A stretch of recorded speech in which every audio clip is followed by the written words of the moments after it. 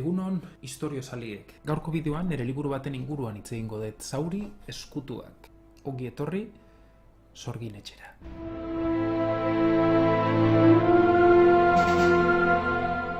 Duela urte batzuk, hitzaldi bat ematen ari nintzen, 9-10 urte inguruko gaztetxoei.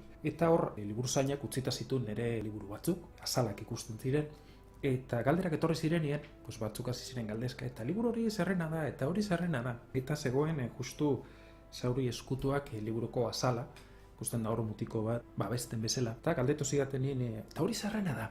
Txantxagiro handia zegoen, ari ginen nahiko modu arinean eta humorez. Eta hor saiatu nintzen pixka bat kontatzen egia, baina, pentsatu nuen hauek gaztegiak dira oraindik. Esan nien, batzutan jakingo duzue, lagun artean ere eukitzen dituzue zuen ikamikak, eta ardinarekin da batzutan pertsona batzuek ez duten mugarik, edo kapazak dira min handia egiteko albokoari, zapaltzeko, engainatzeko, pixkatarin kontatu nuen, esan nuen, baina, zuek kezkatu, ze oraindik ez zaizue tokatzen. Momentu horretan, atmosfera izoztu bezala egintzen, eta hasi ziren gaztetxuak, oso gaztetxuak elkarri begira, eta nire ere gelditu nintzen pixka bat, ikusita irakasle behaiek ere, zeudela oso zurrun. Nik berehala gai aldatu nuen, eta axaletik pasatzen saiatu nintzen, baina hitzaldia bukatu bezain laizter irakasleei galdetu nien. Izue barkatu, iruditu zait, eta berehala esan zidaten, bai, oso gazte direnetik, arazo oso latzak eukitzen nahi geha. Eta horrelako kaso batzuk entzuten jo nintzen, bullyinga, edo jazarpena, edo tratu txarrak, edo oso egoera madarikatua da, edo zein adinetan, baina batez ere gaztetan, momentu horietan nortasuna garatzen ari den garaia da, eta horregatik zauriak askoz mingarriagoak izaten dira.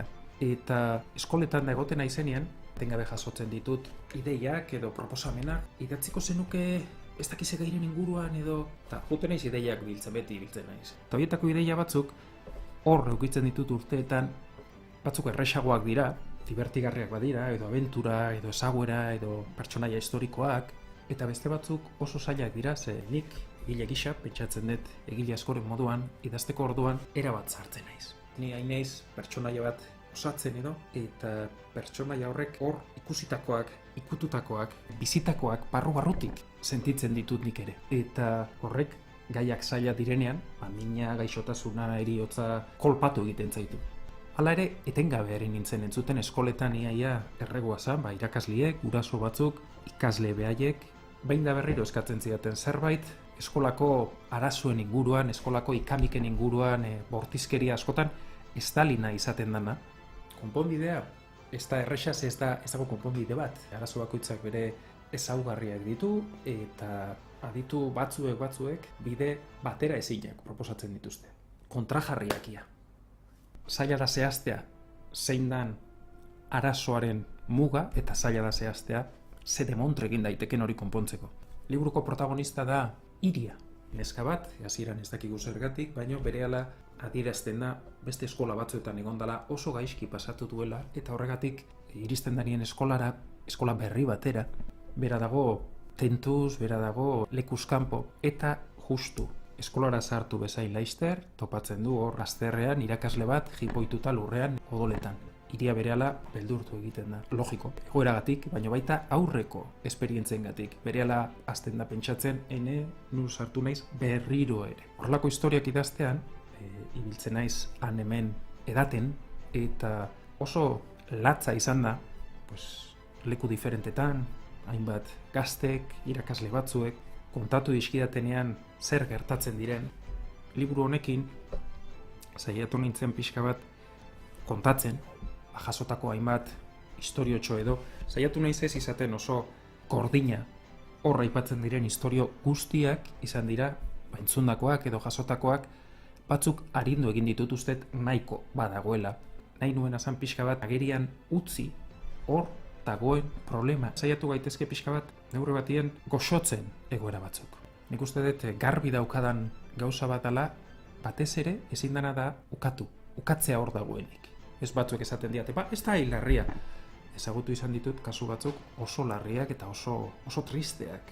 Horregatik uste dut lehenbiziko pauso garrantzitsua dela onartzea hor dagoela, eta gainera niretzat puntu beltza edo izan dana, izan dain zuzena ikustie, ze zabaldua dagoen adin guztieta. Oso txikitatik ere, azten direla ja horrelako problemak. Gana ez da tristea. Zorionez oso gogorra egiten ari zitzaidan idaztea, falta zitzaidan umore aldaketa. Horregatik liburuan bai agertzen dira pertsonaia batzuen arteko adiskidetasunak, maitasunak eta umore puntua. Jipoituta agertzen den irakaslean oso bitxia da, zenik oinarri hartu nun, errealitatetik hartu nun matematikari oso bitxi bat, Grigori Perelman izeneko matematikaria, itxura ere ikusiko dezu. Oso bitxitsua da bere bixarrarekin eta matematiketan ez dago Nobel saririk, kondairak dio, Alfred Nobel sariak jarri zituenak, ez zuela bat ere maite matematika. Eta horregatik daude fizikako nobela, kimikako nobela, baino ez dago matematika nobela. Matematikariek osatu zuten Fields saria, Nobel sariaren parekoa edo matematikarientzat eman nahi izan zioten Grigoriri, eta Grigorik esan zuen, ni utzi pakean. Bere mundua zenbakiak dira, ez du bat ere maite kongresuetan aritzea, akademizismoetan erortzea, bea bizita bere txokoetan, bere basterretan, bere gizartea beste bada. Beraz, utzi dezagun pakean, baina gustatzen zaizkitazko Grigori Perelmanen antzekoak. Nik ez dut ezagutzen Grigori aurrez aurre, baina liburuko Grigorik badu halako umore ederra, eta laguntzen du pixka bat orekatzen tragedia ikutua edo liburu honek lortzen badu pixka bat agerian ustea halako zauriak, bi baku